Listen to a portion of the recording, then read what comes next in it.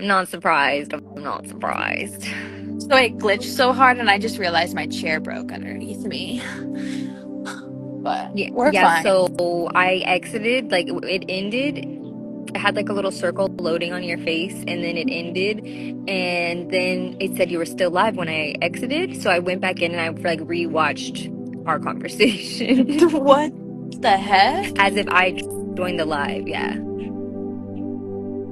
and That's I exited it a few times, and it was saying you were still live, so I kept going back in and like rewatching it, like because it was just like I don't know. I was talking to myself like, I'm gonna invite her back. Technical difficulties. We'll be back in a second. Yeah, like I was What the heck? talking, and then yeah, I looked up and you were frozen. Well, we're back. We're We're back in back. action.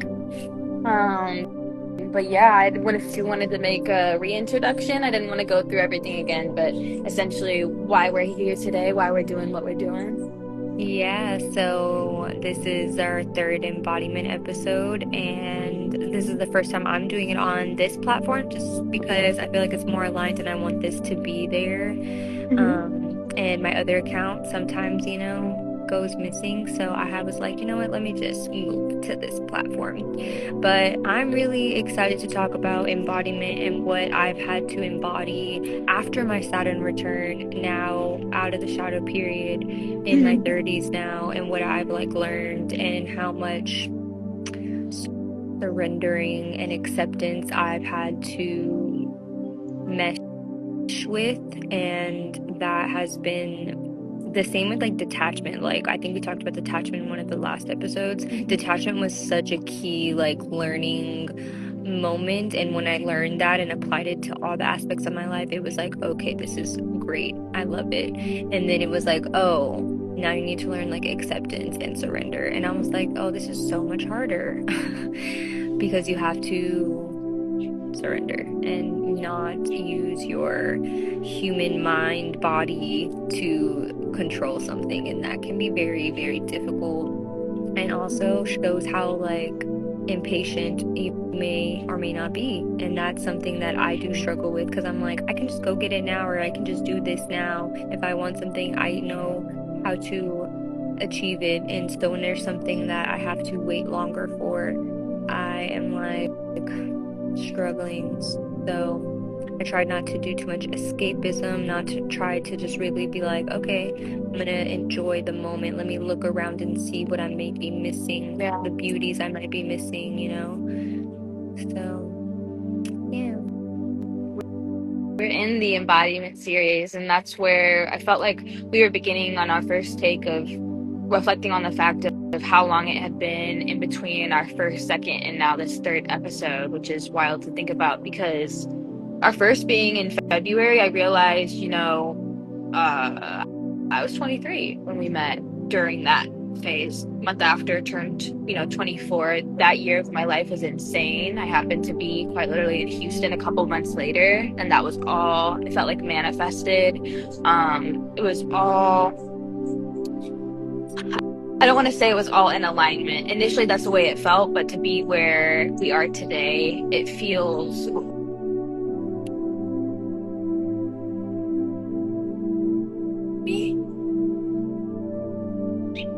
Girl, what's going on? I don't know, a fly just came.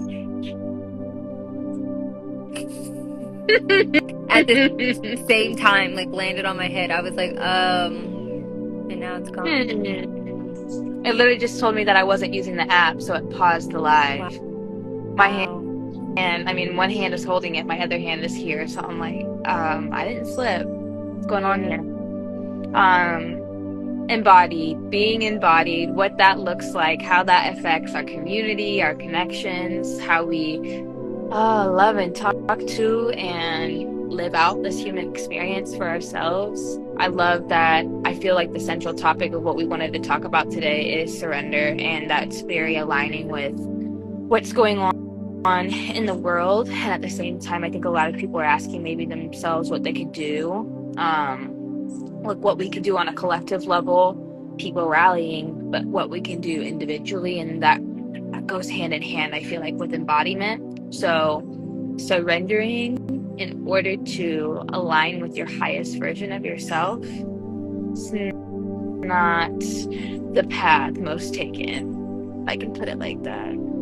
I feel like also to like add on, I feel as if, so for example, like boycotting, it's like a very much so like long-term game. It's not something that you're gonna do and a week later it's gonna, change something. Like they'll show the statistics like months later, and if you hold out a year, like the statistics will really show, but it's like a long play. Yeah. And then like same with like the hunger strikes, it's just like, the individual can do that, and the individual can like make that impact, and it's going to empower and inspire so many people, but will it have the change that the collective wants right away?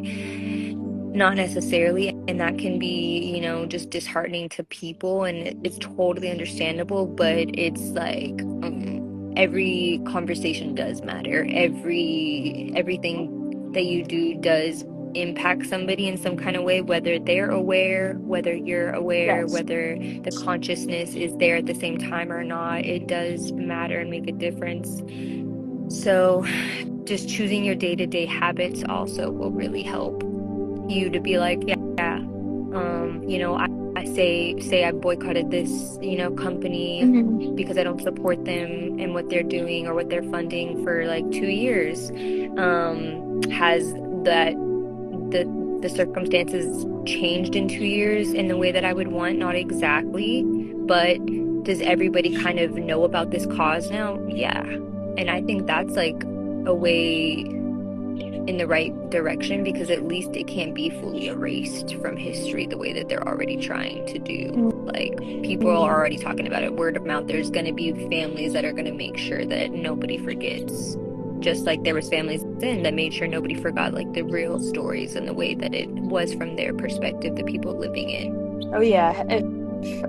Without a doubt, history is repeating itself, and I feel like if a lot of people are asking themselves what they can do right here and now, there is a surrender in sharing information. I feel like it is that process of balancing the ego rather than starving the ego. So this, like, we're taking action by sharing information, we're taking action by sharing resources, we're so interconnected with this network, quite literally, or with these social media networks, that if you can't go volunteer, if you can't go donate, you can share information. And I think that is the one thing that really, I don't like the word trigger, but it inspires me to speak up more with people being complicit. And that's been a big thing, like, talking about boycotting. What can we do? We can do things like that. If we have to starve the machine, for them to take us seriously, especially when it's that like don't panic, organized mindset, we can do the 99% against the 1% is really the mentality I feel like we need to have.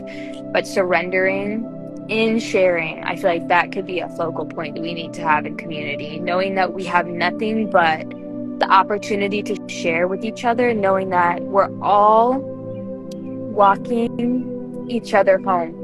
That is something that found me yesterday, because we were talking about past loved ones in a personal conversation, and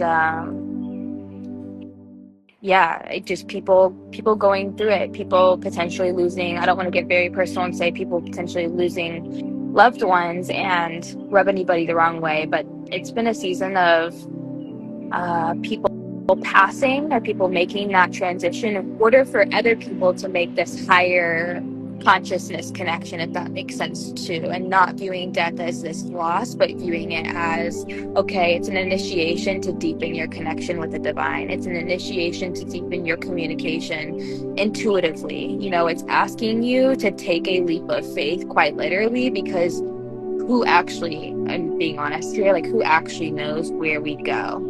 But it is to another dimension. It quite literally has to be. We know that we don't cease to exist, but what we do here on this earthly school does matter. So focusing on what's going to happen and what can I do that's going to be sustainable for, I don't know, the next 100 years is where I'm freaking thinking, which is why I want generational wealth. It's why I want resources for people in an actual community environment, and to create community networks that people feel safe and valued in, people feel confident, and dang, that's perfect timing. I want people to literally see that they can shine, that we can shine, that when we do align, not to rhyme, I'm rhyming over here, but when we align with connections that right now I'm buzzing, and I think that's why I'm continuing to spit stuff out, but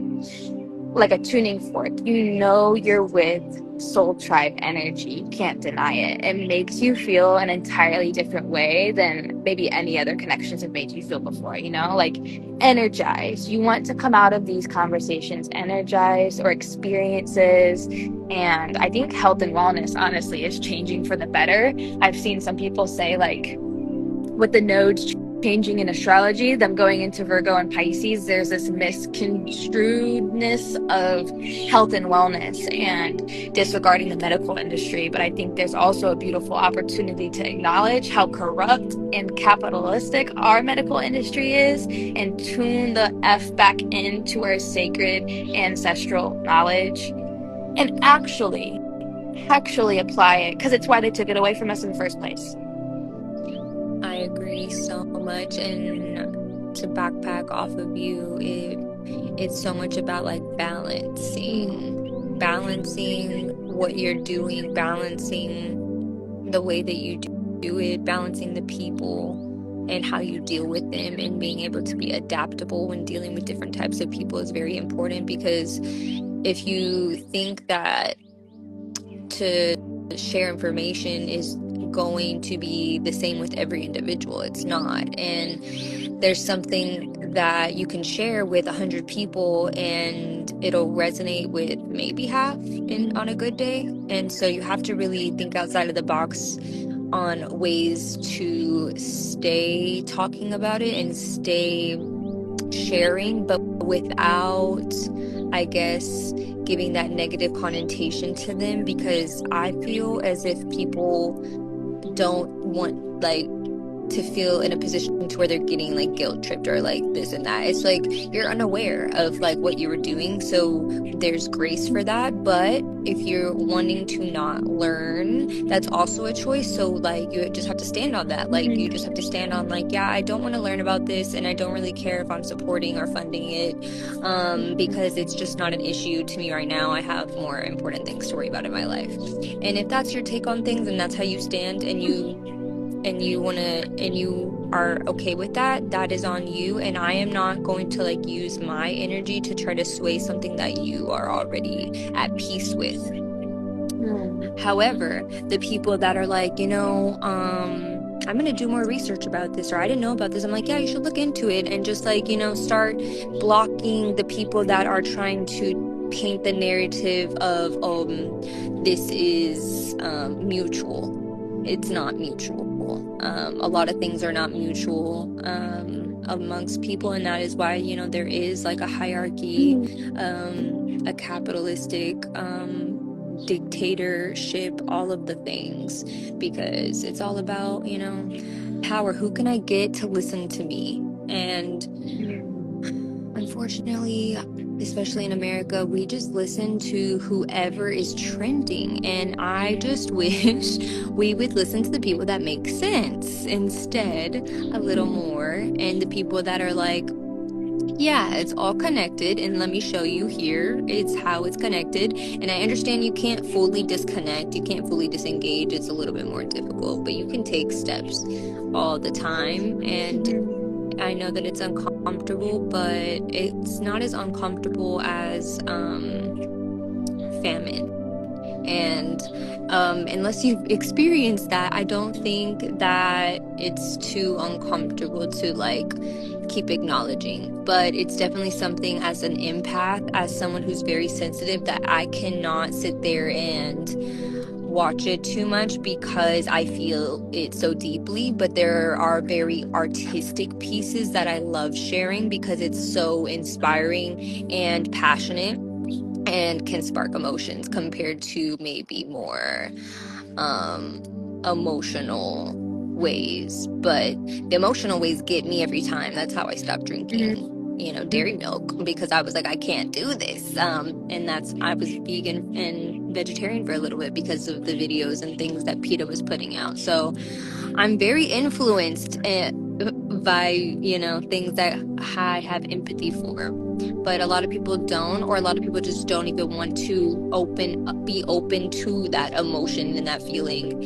And ignorance is bliss, and there's a certain amount of grace for that, but there's also a certain amount of accountability for that. And that's where it's like, dang, okay, I have grace for you, but I'm also holding you accountable because I wouldn't want you on my team because you're not willing to fight for what I'm willing to fight for. And that's where the disconnect comes from. It's sad, but it's something that you have to have a boundary of like, yeah, I need people around me that are going to make me feel safe and are going to speak up and say things if that happens in real life. Oh yeah. And so I've learned a lot about what kind of people I want to be around, what kind of environments I want to be in, and what I feel safe in, what I don't feel safe in, and what I'm willing to do and not do, and all the things. So such an enlightening time for me, but also having to surrender to the fact that it's going to take humanity a bit to open their mind and their eye to what is going on. It's been almost 2 years in October since it was really big media, and most people know about it now. And I mean, at the year mark, they didn't. At the year mark, a lot of people still didn't know. But now that it's going to be the 2-year mark, everybody knows. Unless you're literally deciding not to know, but you still have heard of it. So it's one of those things. It does make airplane. It does make me wonder in terms of, let me backtrack and ask you this question because it ties into our central theme of surrender. I do think there is a differentiation that we're talking about, and I don't mean to degrade any type of surrender, but that what we're focusing on is more of the sacredness in surrendering, and that how that affects your physical, mental, emotional, and spiritual state. So what is your biggest surrender right now? Everything that I cannot control. So other people is the biggest one that I have to surrender to. Bluebird. Okay. The biggest thing I had to I knew this was gonna happen if I came out here because they're active out here, but I have to surrender all the time to other people, to their free will, to letting them do what they want to do, because I have gone down the different rabbit holes of being so passionate to put knowledge into every single person I encounter, and that can cause burnout, and that can be exhausting. So now I wait and I just kind of go around the people that are already speaking out about it, because it's kind of like a connected and an understanding that you don't need to speak on whenever you're together. It's just kind of yes, we have the same views. I see you. Question the integrity of the people around you. It's okay, wait, we actually have a similar moral foundation, and that's possible within a community, but it does take asking the hard effing questions. And I guess that's where, not that I'm tired with society, but when I think about how we're actually going to facilitate and achieve any sort of productive, positive change, it's going to be by having the hard effing questions. It's going to be by being our most authentic selves. Not to get personal or anything, I wanted, not that I was envious, but I wanted really badly to fully do my makeup today. Not just because I've been emotional this morning and I spent the majority of the morning crying, but because I had an eye infection due to going downtown after the tornado. So there was literally a fungi released in the air by the buildings that were taken down. And I found out that I had an infection Monday. And when I say that, thinking about the people in St. Louis right now, for example, we are here in Missouri, we're here in the Midwest, and we're in America. But there are hundreds, if not thousands, of people still without power. This storm happened Friday. There are hundreds, if not thousands, of people without residential homes to go back to, without food, without power, without proper cell service to contact their loved ones. And I think that, yes, we are in 2025. I'm so grateful to be on this live talking to you. But when I say I want to cut through the fluff, I want to cut through the fluff because I didn't think that I would see 25, and maybe you can feel me on that. But being 25 really has me thinking about the next 5 years of my life. Where do I want to be in the next 5 years of my life? And I'm so grateful, again, to reflect back and say that calling in your energy, calling in this connection and being connected with you, it's been nothing but enlightening. It's been so affirming to, okay, this is how our generation is moving. This is how we can achieve community change. And it does start with us. It has to start individually in order to have that external effect. Your energy will change the people around you, and it sure as will change your environment, whether you want it that way or not. Yep. And then, like, the more you do shadow work, the more you meditate, the more you go within yourself and reflect. And that can look like a lot of different ways: journaling, actually doing, like, mirror work and looking at yourself and reflecting on yourself in a more deep way.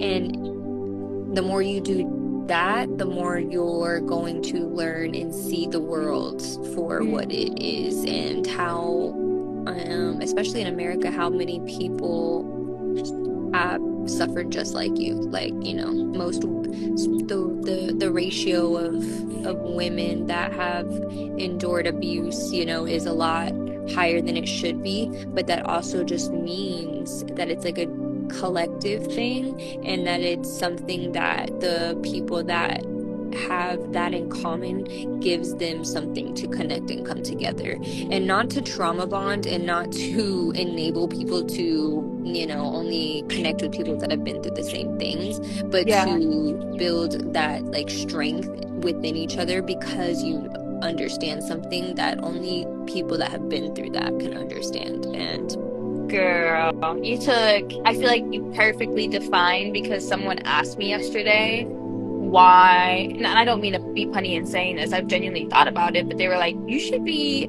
a life coach that helps people with their wounds. And I was like, that's exactly why I call myself a wounded healer. Like, I'm over here. I had someone come into my life recently tell me that they're a bloodhound for witch wounds. And I was just like, I love that.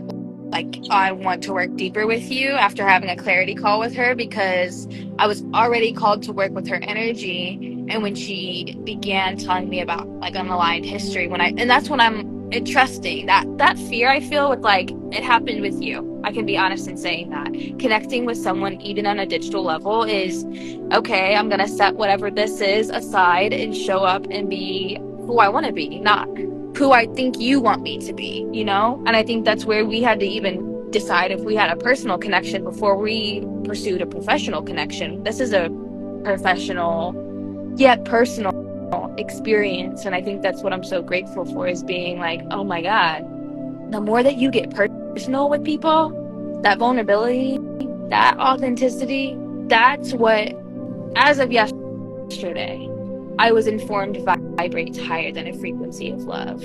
Authenticity vibrates 40 times higher. I don't know if this is factual. I'm just, maybe I'll share the video on it later. But someone saying, love is not the highest frequency, authenticity is, really had me thinking about, well, what is the main focus of this year? Yes, it's to love myself, but what's above that? It's being authentic. I think the reason that it's said that it's higher, because I've seen that too, I think it's because you can lose yourself in love, but you can't lose yourself in being authentic. And you can also, like, Even if you're just focusing on loving yourself, you could be focused on loving like the wrong, not the wrong, because there's no wrong parts of yourself, but you could be focused on loving one area of yourself or one aspect of yourself and completely neglect another. So I can see how love can be, just like they say, like, I rather have loyalty than love. It's like, it's just like that. Like, I rather have Like, authentic, loyal people than just people that love me, because that's an emotion that's not going to show how they're going to show up to me action wise, because you can love somebody and never be there for them. You can love somebody and never talk to them. think that that is authentic love, though, because for me, and I mean this, and like, I hear you on it's an emotional state, I hear you on it can be a feeling expressed, but I've had to step outside and be like, I've had to step outside of the emotion and feeling, because I can get lost in that. It's very much in my nature. I want to escape into love, but what does it mean to ultimately love myself? That's when I've broken it down and been like, it's living on valued energy, and if I don't value my energy, I'm sure as hell not going to value anybody else's. So I shouldn't be saying I love anybody unless I truly love myself first. And that's not on narcissism. That's not on my ego having full control of me. That's where I think maybe 2025 needs the reality check is authenticity isn't this ego tote. It's not you get to taunt your ego. It's not this flexing of, you know what I'm talking about. It's, hey, here's the reality that you've created for yourself. That's the authentic environment. But what's the authentic you that wants to come through that environment, regardless of whether you feel aligned or not? Because I can say for a lot of people right now, locally, they may not feel aligned in their environment, but they're trying their best to see that like silver lining, you know, or that it's worth my time to think about things of today. I can make them, like, I got to make the most of today, you know, not maybe worrying about tomorrow or living in yesterday, living in that present moment, finding presence. And that's why I felt called to share that message yesterday, because I'm like, how many people have not been seen, heard, and like loved in a way that, you know, maybe changes not who they are, but do you get what I'm saying in terms of bringing out that realness in them, melting their exterior that they think is so stoic and not transparent, like, y'all, we can really see through your armor sometimes, but you think it's worth, you know, encasing yourself in, because in all reality, what's gonna get us to creating this new world is, I mean, we're talking about it right here and now. Maybe surrender to the fact of you either move on authentically or step to the side, you know? So to answer your question, like, I do think that you can love somebody authentically but not unconditionally. So it's like, yeah, they really do love you. And as a person, they love who you are as a person, but they can't be there and show you love in the way that you deserve, because it's not unconditional, and maybe they don't have that within them. But I definitely do think like people can truly like love somebody, but it won't be unconditional, because maybe they have a commitment to something else that they have to be more unconditional to. And a lot of people do that with work. A lot of people do that with alcohol, drugs, things like that. So it's like they love their family more than they love these things, but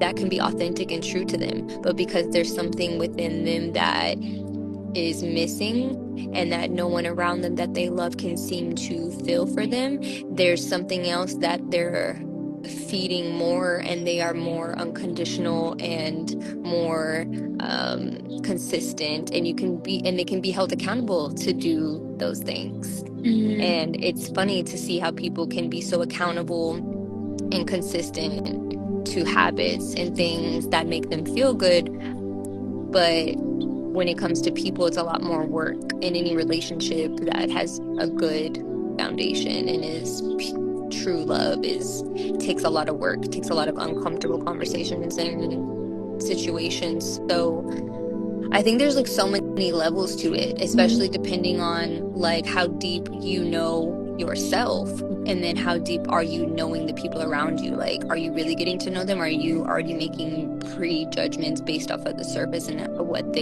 you've seen already?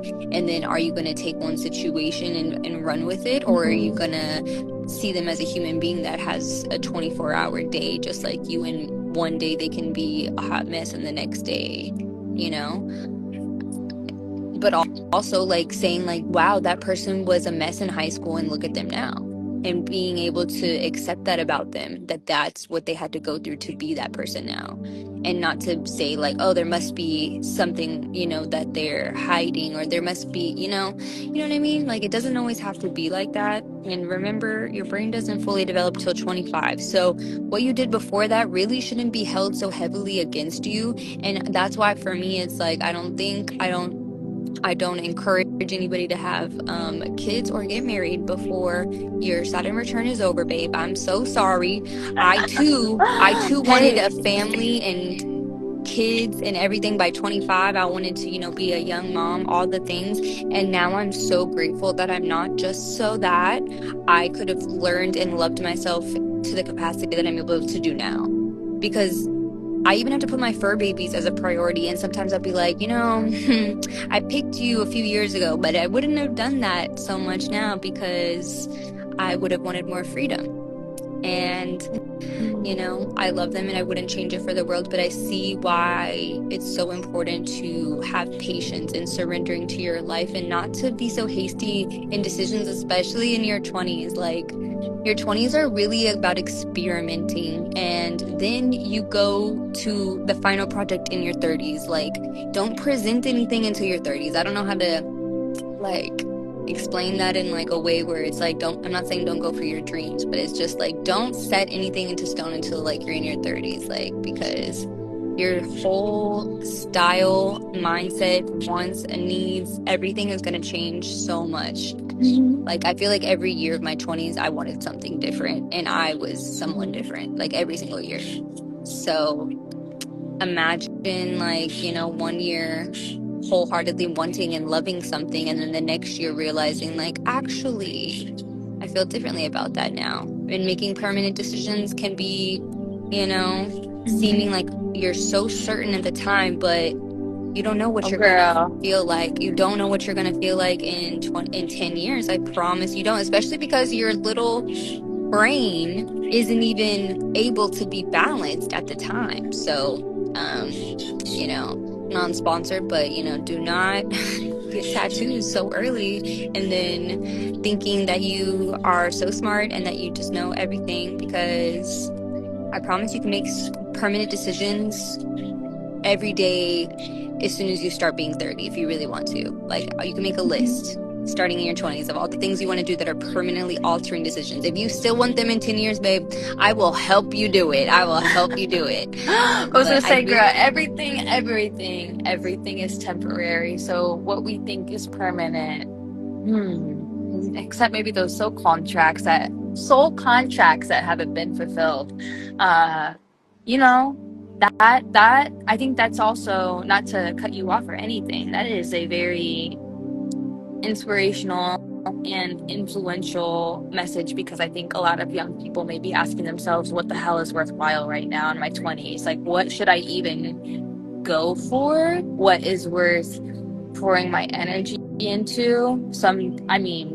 I've had several people within the last couple of days come through being like, loneliness is an awareness that we have to tune back into ourselves.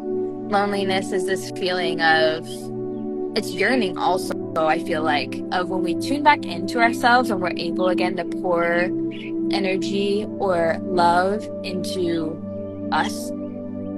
It's like we're calling in those connections, and we're with that yearning for companionship, or whether it be platonic or romantic, it's happening as it's happening within. And I think the more that I have accepted, I really heard you on accountability earlier, and I think accountability does go hand in hand with authenticity. Maybe for some people, accountability can look like reality checks, but if you want to hold yourself accountable, discernment and discipline are your friends. And I think that's why I love being Saturn ruled. I love knowing that my boundaries are a blessing. My boundaries are protection. My boundaries are sacred. You know, it's not something to be like, I just, for the longest time, I thought life was worth living without any boundaries. And maybe that sounds very frivolous. Maybe that sounds super flighty. But I thought flying by the seat of my effing pants. Not saying that I don't feel like a new version of myself every day now, but that is not how I felt in my early 20s. My early 20s were coupled with, am I good enough? How do I get to where I want to be when the world is on pause? Because turning 20 was the first COVID case here in Missouri. It was just really like, okay, what I got into in my early 20s was traveling. I had never taken a flight, so I took my first flight at 20, and I experienced that feeling. I don't want to talk about chasing feelings, but you know what I'm saying? It's like attracting that feeling. It's like a freaking magnet when you get into an air portal. You know you're going to another destination that's literally going to, you know, pull you back and slingshot you into this new reality. And that feeling, not everybody has yet to experience, but it is worth experiencing. And I think that's why I wanted to talk about how important dreams and goals are too. There are visions that we have, maybe even in the middle of the day. I've caught myself lately, like, I'll hear something, or maybe I'll even see something, and I know I have a limited amount of time to either get it on paper, get it into my notes, go look at, go do the Google and leave the tab open type of thing, or go into Pinterest. Like, really, those are my 4 like go-tos.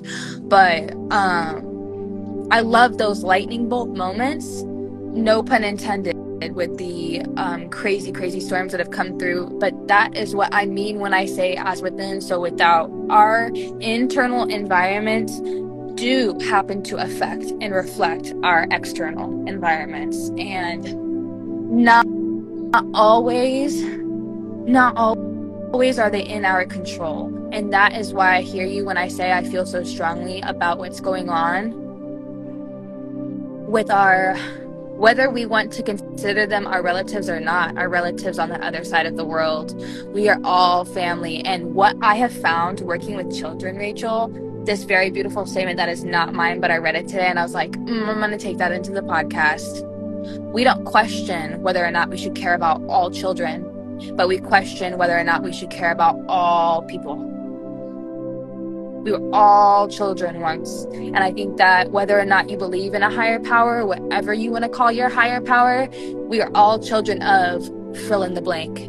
And sit with that, for a second, because maybe it will connect you to your heart. Maybe what is happening right now is a collective awakening of that heart chakra. It's cracking open people so they can actually feel, regardless if I've been ignorant or complicit, I gotta fucking do something now. There's no better time than now to get up off your ass or light the own fire underneath your butt and go make it happen. Light the fire inside of your heart and start to care deeper. Care about yourself, care about your loved ones. But if you want it to be authentic, make sure it's about yourself first. Not that I'm telling anybody what to do, but if you want to be rooted, you can only go as high as your roots go deep. So you want to meet people deeper, meet yourself deeper. And I've been asking myself that, like, why do some of my connections lack depth? Yes, people can only meet you as deep as they meet themselves, but how deep am I meeting myself? Am I actually meeting myself deep? Am I actually doing my shadow work? So yeah, it's like it's a constant like balance and reflection in like a cycle that you go through when you hold yourself accountable. It's like a whole routine of holding yourself accountable. Just using your discernment and intuition before you make a decision, then feeling that decision, living in that moment, and asking yourself, like, how do you really feel? How does this experience really truly make me feel, without anybody else asking me, like me just asking myself. So, sometimes when certain people ask you, your answer may be different. And for another person asking you, your answer might be different. And so it's like, no, be the true, honest answer to yourself. Like when you're in that moment, how do you feel? And if it feels good to you, ask yourself why. If it doesn't feel good to you, ask yourself why. When something, rubs you the wrong way, it's like question everything. The more you question yourself and everything around you, the more you will understand and go deeper. But you have to ask the questions to be able to comprehend, and you have to be willing to go deeper, and regardless of if it's bright or light, or if it's scary, or if it's new,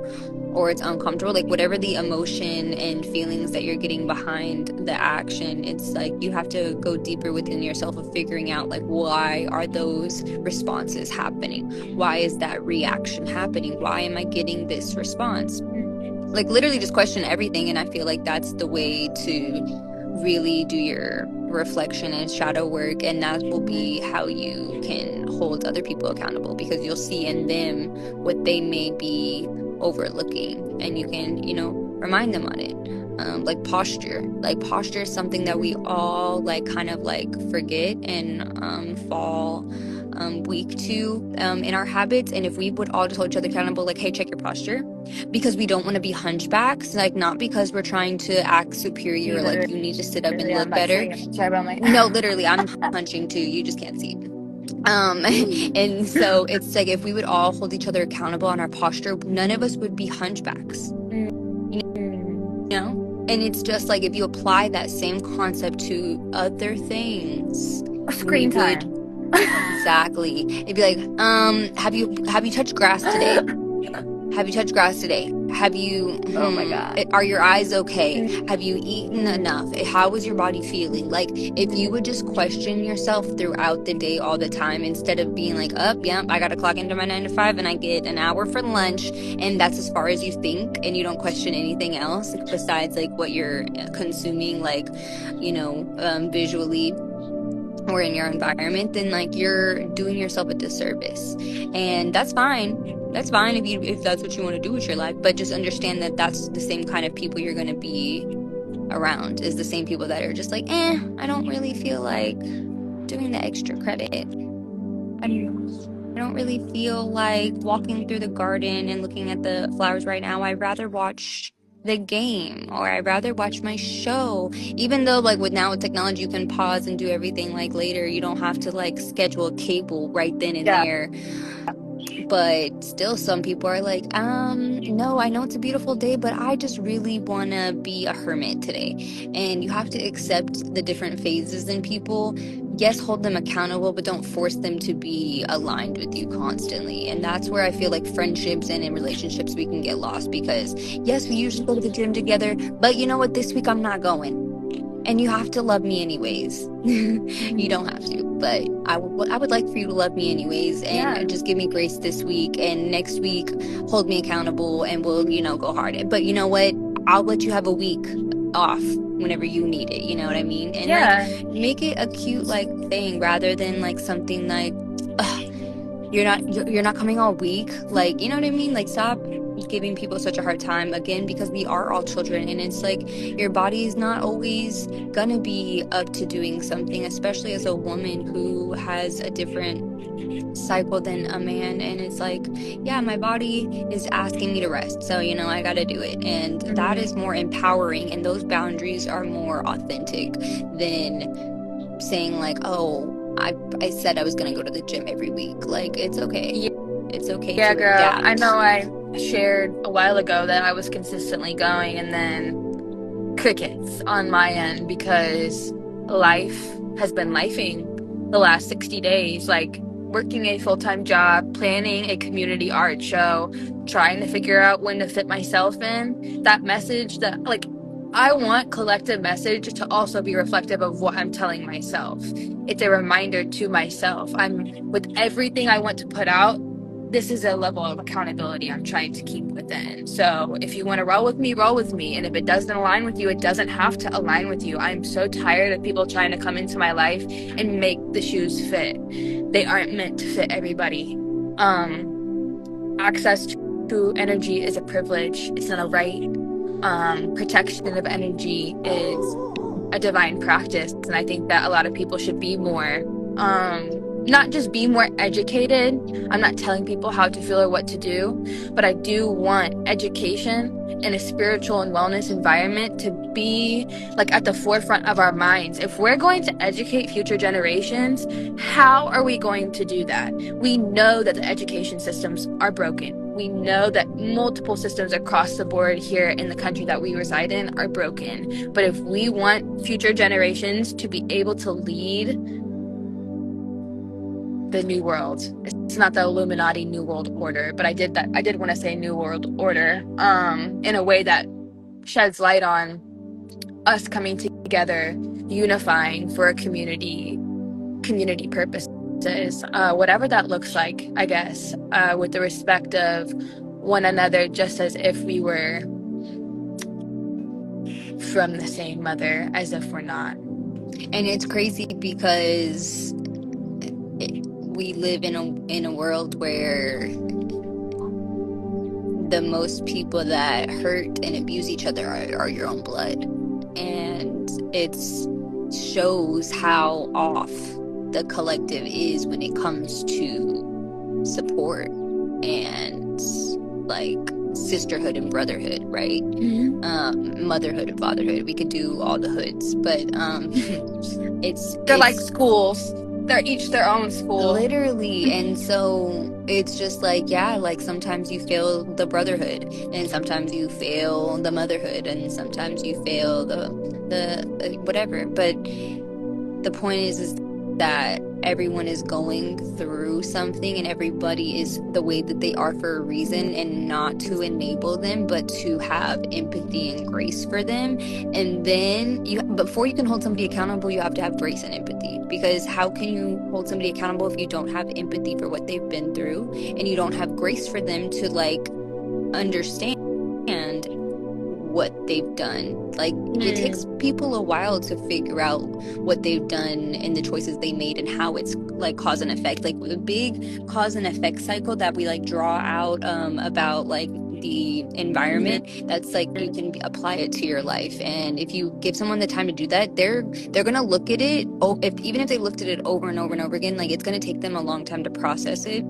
And their perspective's constantly going to change. Just like you look at the same painting and your perspective of it's going to constantly change. So you have to be willing to, if you want to hold people accountable, you also have to be willing to do the other part and have grace and empathy for them, even if they did something that you are completely against and that you can never support.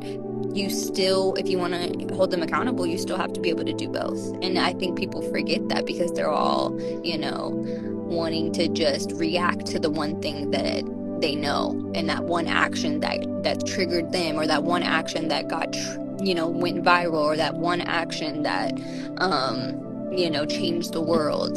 They only want to react to that, and you have to react to the whole human. You can't just react to a piece of the human. And I think that's very difficult, and it's something that we don't do, so we don't know how to do it. I think that in real life scenarios, that is happening, the grace and empathy piece, but also leading by example. In order to have this alchemizing effect in a community, being the embodied highest version of yourself in that unwavering, steadfast love, and knowing that whatever that person is offering, like projection, so cute. That projection is not a reflection of you. It is a reflection of where they are at. And that energy, I think that's why I would rather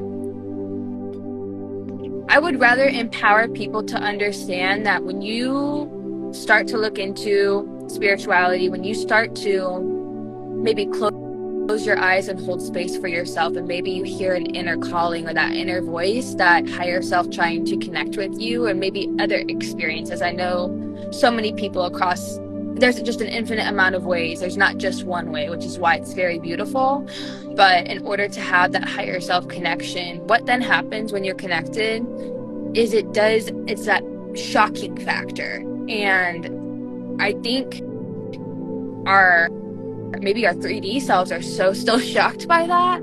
So when I have experienced things where it's like, I know there's an alignment, or maybe even there's a misalignment, but why we came together was to catalyze each other, you know?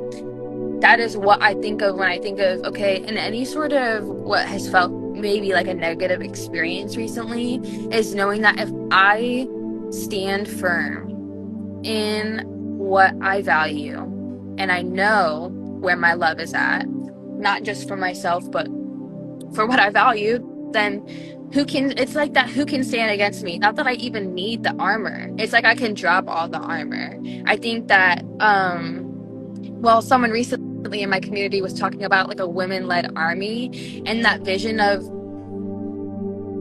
maybe certain individuals walking into battle without anything upon them. Their energy is not even a weapon. It's more than a statement. Do you get what I'm saying? It's like not the wall that continues to build, but if the weapons are what the machine has, if the machine is being funded in that kind of way, they have no idea what's coming for them, because the spiritual warfare, the preparation that's being done, BTS, for so many people that have yet to feel like they've aligned with their community, but they're now maybe connecting to people in their community. That's what I meant too. Things are happening at such a rapid rate because it is go time. And you know who said it's go time? Saturn. Girl, Saturn just went into Aries, right? Sunday, 5/25/25, and if you do it backwards, okay, well, for we're the already in rest the of the week, shadow period. We're already in the shadow period. I know. But no, that thing is crazy, because I'm like so excited, because I'm just watching everybody like awaken. Like, I'm just like, oh my gosh. Like, but I'm also not getting too excited, because like I'm impatient, and so if I get too excited, I'm gonna be like, ugh, what happened to the momentum? So I'm just like so grateful to like see more and more. Like, I don't know if you saw, but all the people like that were graduating with their master's degree, so many people stood up for humanity, because that's what we're talking about. We are talking about humanity. Like, forget all of the labels for a fucking second. We're talking about humanity. And if you want to sit there and say like, there's a reason, there's not a reason for children. And like we said, you know, everyone has like most people have like more empathy for children, but I think also like to go to the other side of it, being in America where they have abused children to such a high rate, like CPS is higher here than anywhere else. Yes, there's a lot of orphans in other places, but that's more of like a financial reason. Here, the abuses happen generational by generational by generational, because that's kind of what America was built on. It was built on, you know, taking advantage of other people and abusing them and creating something from that. So to know that is to know that we are starting at a different starting line. But if we can all just take that and put it aside for a second and realize like we were all born innocent. We all have a mother that birthed us and went through pain to bring us into life. And yes, none of us chose this consciously, but we are witnessing something that millions and billions of souls wanted to experience. Like everyone here wanted to experience and go through this, whether whether they are the one that suffered and enlightened so many people, or whether they are the one that kept fighting and kept speaking up. Oh, I'm getting chills. Or if they're the one that, you know, did a lot of like behind the scenes work and didn't care about getting validation from people. Like all of those things are gonna matter and connect to each other. And just remember, like every human like kind of had like the same experience. Like we all had a childhood, we all had a teenage life, we all had puberty, and we all made mistakes that we can say proudly were mistakes as a teenager and as like an adolescent. And depending on how far you come, like, you know, you have more things, but like all teenagers have that like thing in common that they're going through, because our brains are so similar. So the children are going, their brain is going through the same thing. Obviously the environment changes how the brain functions and things that happen, but like we all have that. So that teenage rage we all felt, we all can collectively say like, yeah, we all had that. Like Oh yeah. whether whatever scale, whatever depth, whatever the way it was on, we all had that. And then we can also say there was times in our 20s where we thought we knew what the heck we were talking about real confidently, and there was a pivot where we realized we didn't. And that looks different for everybody, but we all have those solid things in common because it's a part of being a human being. Just like we all need food and water, like, and sleep. So it's just like a part of being a human being, and we forget that because of all the labels and all of the identification and all of the culture, which is beautiful, but it wasn't meant to divide. It was meant to diverse. Oh, that was good. Sorry. It wasn't meant to divide. It was meant to diverse. Like, that's a really good little statement. Yeah, girl. I was going to make a metaphor out of that with some colors, because colors are different levels of frequency. But I think when we ask ourselves why some people are so different, or maybe one of my favorite words to describe some people is weird. I love being weird, but some people may not take that the same way. So we're infinite of expressions of the universe. So obviously there's going to be expressions out there that are, just a little bit too, maybe if somebody were talking about spectrums, it's a little bit too on one end for some people. But ultimately, I'm not trying to conclude this episode, but I know that we're both on time schedules, and our first go around here wasn't the technologically best. So I really just want to hone back in on what it means to not only connect with your higher self, knowing that everybody deserves to be seen, heard, and valued, but that really has to start with an inner journey. Anger is a messenger. Anger is a beautiful, beautiful messenger to work with. And I think that you emphasizing grace goes hand in hand with anger. And I think that for a lot of people, it might rile them up a little bit more hearing the word grace, or to extend grace, because maybe what we've been conditioned to understand grace is not the way in which we need to understand grace. And I think that's why embodiment, again, is so important, because if we can extend ourselves grace, there's no one that we can't extend grace to. That's why they say, like, the more you, like, a bit empath, and like the more you understand like psychology and humanity, the less you can like hold a grudge.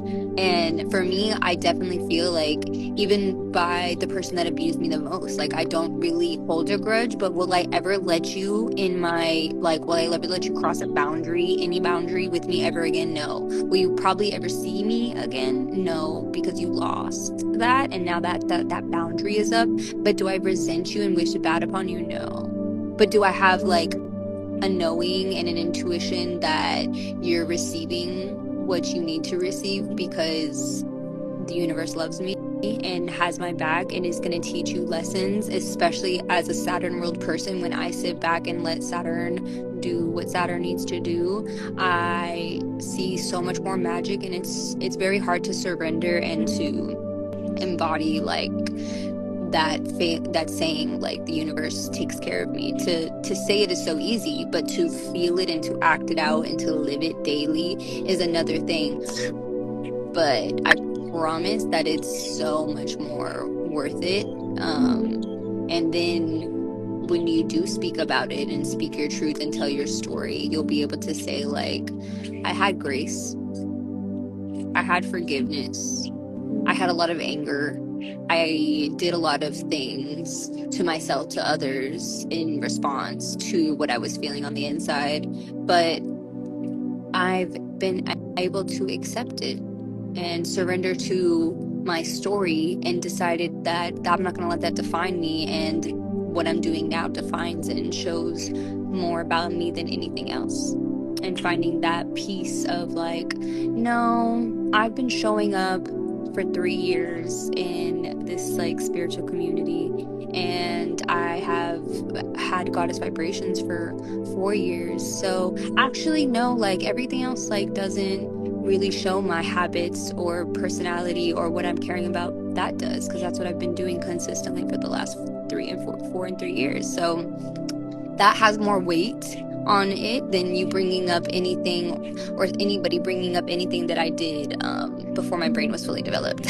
And so that surrendering to that, also to reflect on that, to surrender back to like, you know what, that person met me at that time and that's all they're ever going to know me as. And that is okay. That is okay that they're going to forever remember me as the party girl in high school. And that's okay. I'll be the party girl. But they can't say that's who I am now. Nope. Everybody having a different version. The version that anybody else has in their head other than yourself does not matter. Unless you make it matter. That part. I would rather not to. I love that you brought that up about what you had been doing in terms of goddess vibrations and what you've been consistently creating and working at. When you step outside of, why are these things happening to me? Why are these things happening to me? We are all creating our own reality. And it starts with where our thoughts go, our energy flows. So why I even wanted to, I would be lying if I said that you weren't an inspiration as to why I created Abracadabra. Because yes, it has everything to do with magic, but it also has to do with the unsolidified historical statement that it's a Mesopotamian Aramaic saying that we create as we speak. Okay, vocabulary. It dates back to 3,000 years ago. So I really just, 3's my magic number, 33 and 333. I love working with, and I love 5. I freaking love, I love transforming people by just standing in my own energy confidently and knowing that with this unwavering belief that I can create my own reality and you can create your own reality. But again, I want these conscious connections around me where we are supporting each other in consciously creating our own realities. We know that we have a collective mission and we know we have individual missions. So there is not one that is more important than the other because our soul has work to do here. This is a school. So if you didn't come to learn and educate yourself, I'm just being honest and saying like, it's hard to associate with energy that is in that energy or frequency of being argumentative or being in the right. I'm not looking to be right. What I'm looking to do is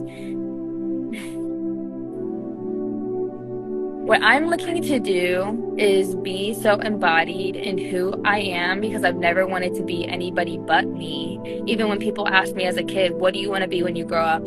I loved saying I don't know because what I ultimately knew is that people wouldn't accept the reality that I wanted to be me when I grew up. That didn't even make sense to say as a child.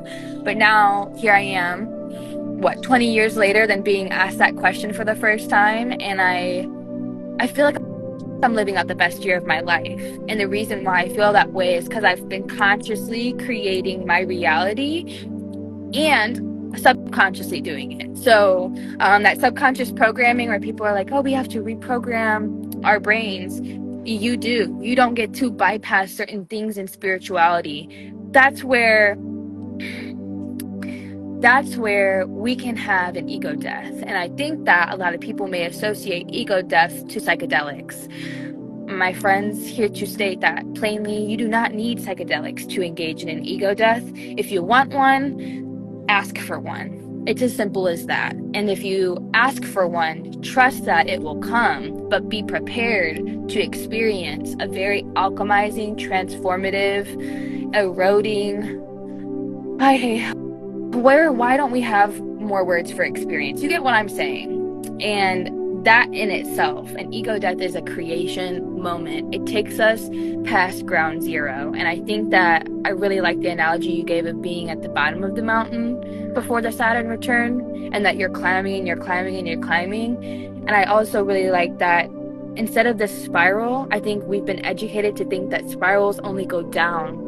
And I'm over here reprogramming my consciousness to believe that spirals only go up. And it's an infinite, we can go around and around, but that is why healing is not linear, because we are going to re-meet ourselves again and again. If and you like think gravity it's is filled.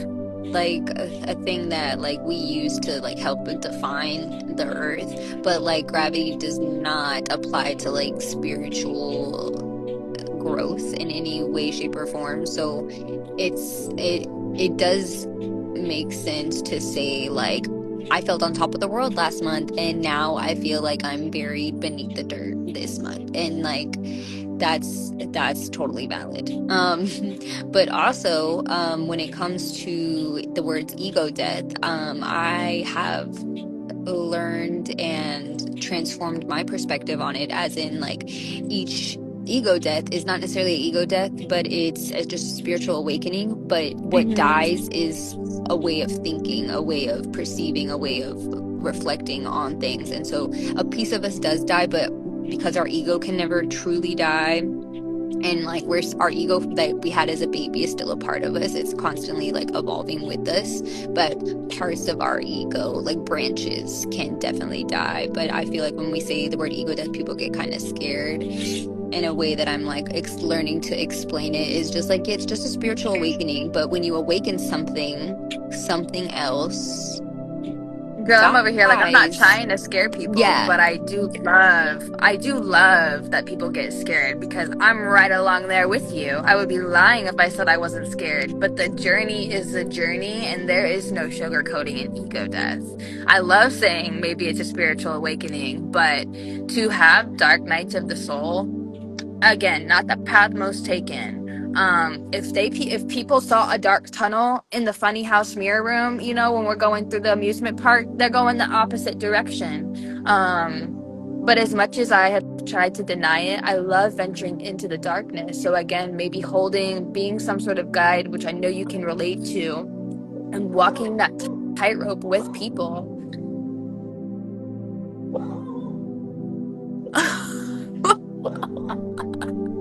I can like barely hear her. But walking that fine tightrope between that light and dark, or the light and the shadows, knowing that we are ultimately both. She's agreeing. My neighbors came outside. Oh. And she's like, go back inside. She's yelling at them because they're yapping. Oh.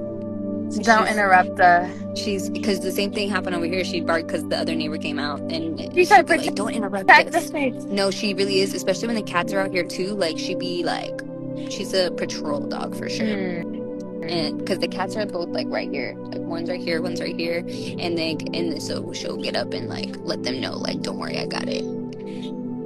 Got you. She's so funny.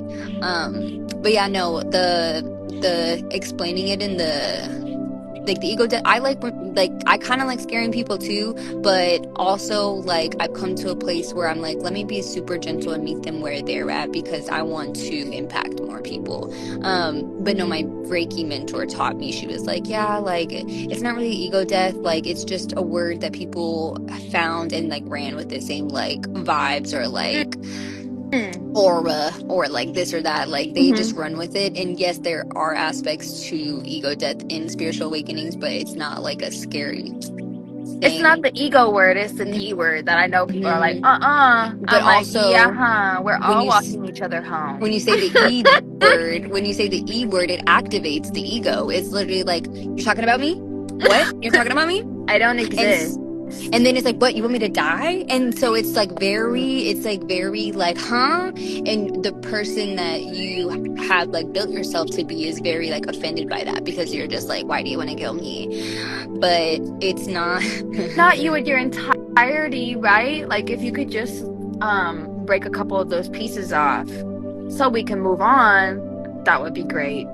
And so it's like, if you explain it in a way, it's like, no, I really just want to like have a blank canvas, so like we're just gonna scratch everything and start over with white. And a lot of people would understand and be more comfortable with that concept, but it's literally the same thing. It's like, I'm just asking you to like start over. You can do create the same thing you do, but just try it again and see if you go a different perspective, a different way, or you have a different method. And I promise you will, because you most time, like, you know, if you're trying to create the same thing, you're gonna like play around with different methods. Most people, unless you know you just like doing the same thing over and over again. But like, I like playing around. That is why this earth is a school, my friends. I do want to say I'm not wanting to cut this short because I have a meeting here shortly, but do you have a conclusion statement? Do you want to conclude it in a certain kind of way? I know that we've touched, girl, the wind is like, well, this is a huge 50, 70 foot tree. So when it moves, I'm like, hey now. Do you have a conclusion statement or the way you want to move to finalize this episode? This third episode?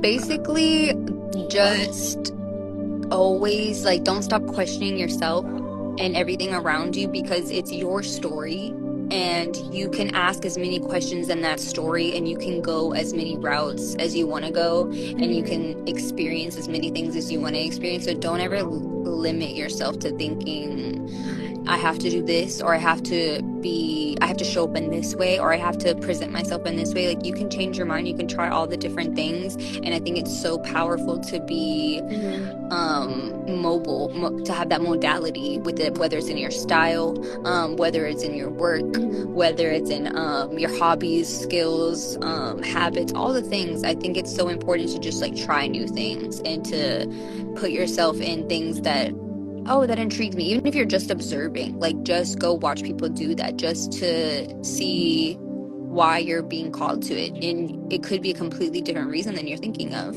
but there's a reason you keep wanting to be a part of or go like interact with this person, this group, this thing. So just go try it out, and if you don't like it and you don't feel good, you can literally get up with your feet and leave. So no harm, no foul. Don't be it's time scared. to get uncomfortable, but it's not time to feel unsafe. We know we're safe. We know that we have ourselves, but it's no better time than to try something new and to put ourselves, if that's like the activity or experience or the passion project we've been putting off. I know some people can feel me on that one. I'm over here like, oh my God, I wanted it to be done by Sunday. And if I wanted it to be done by Sunday, that means I just have the week, you know what I mean? Or it's just like, okay, I can give myself, the 20s are for experimentation. I can give myself time. Exactly. Yep. Girl, I'm so grateful for you. I'm so grateful for your platform and you allowing me to introduce myself and continue to cultivate not only a friendship with me, but continue to entrust in this connection, because beautiful things and beautiful opportunities have come from doing this already. And I know that what we ultimately want, one, is to connect in person, but also to potentially take this other places too. So nobody would believe we didn't know each other. You know, I don't think that we even talked about that in this episode. So if anybody doesn't or hasn't seen it, go back to our first and second one, because we've got stories we share there that are very meaningful, very foundational to why Rachel and I are working together today. And it would mean the world for us, to us, if you guys share this episode with someone that you feel would resonate with this message, a message of sacred surrender and what that looks like in 2025 in a healthy, embodied way. Yes, from people, you know, we have like a 5-year age gap, so I think that's good too, because we're coming from like perspectives of, you know, almost 2 different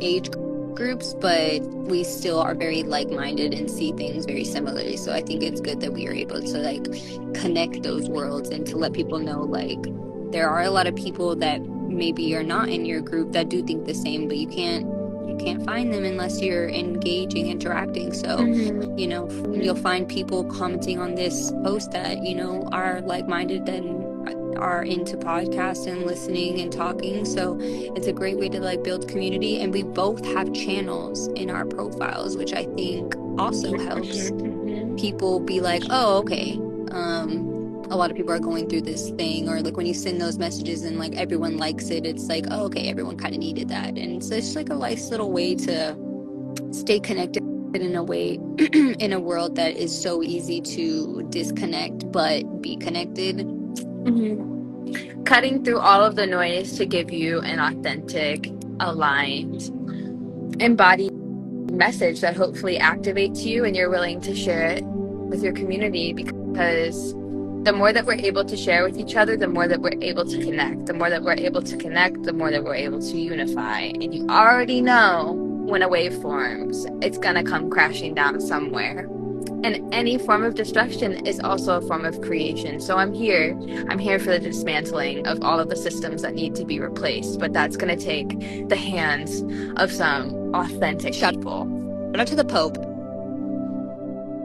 I did see he was stepping up, and I'm so grateful too. Like, shout out to, I'm in the middle of finishing a breakthrough course for one of my favorite astrologers, Chani Nicholas, which is, I was sharing her, she had the master stuff, she was sharing all the students standing up for Palestine, coming across the stage with their flags and their statements.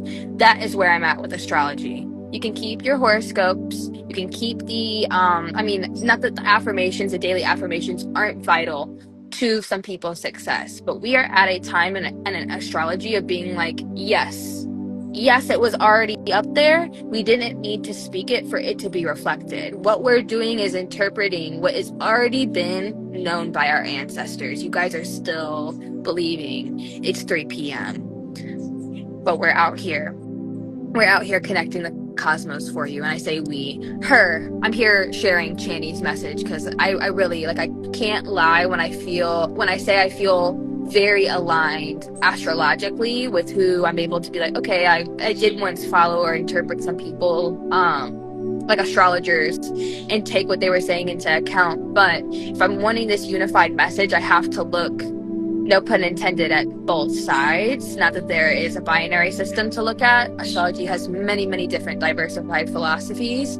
So seeing from an observational perspective, stepping outside of that and surrendering to what sticks. So that's what I'm here for. Yep. I feel you, I see you, hear you, and Girl, I love you. I'm so grateful for you. I love your energy. I love everything you stand for. I love how confident you are to go after what you want, and not just what you want, but try new things. Like, you constantly amaze me to not just amaze me. I want to be inspired by people, and you are someone who is also my guide. So I know I don't pay for your coaching. I'm not advertising for Rachel over here, but if y'all ever get an opportunity to work with her in the Houston area, right? Yeah, virtual too. Okay. It's just, it's up to you how deep you want to go virtually, because I can't read you as much. But we could definitely, make it work, because again, we are connecting in the cosmos. I don't really need you in the 3D to connect with you, but it is easier for some people, and that's their preference, and I respect and honor those. I'm so grateful to be digitally connected. I can't wait till we meet each other in person and get to travel the world. I know that this is what has felt like, we're at the beginning of every episode going, this is just the beginning. This is the beginning of something. So gotta take a deep breath before I say it's so huge, because no pun intended. I'm like, yeah, everybody who is tapped in can feel this surge that is building, and I'd be lying if I said it doesn't feel good. It feels good to be embodied. It feels good to be aware, and it pays to be aware. So I'm gonna leave it on that note, sis. Yes, man.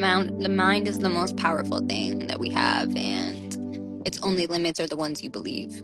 So, yeah. Our thoughts create our reality. So tune in next time, because I know this won't be our last episode, but this is episode 3 of our Embodiment Series. It'll be here on Instagram. The full episode will be on YouTube, on both Rachel and I's channels. So yeah, keep tapped in. It's only going to go up from here. Yeah.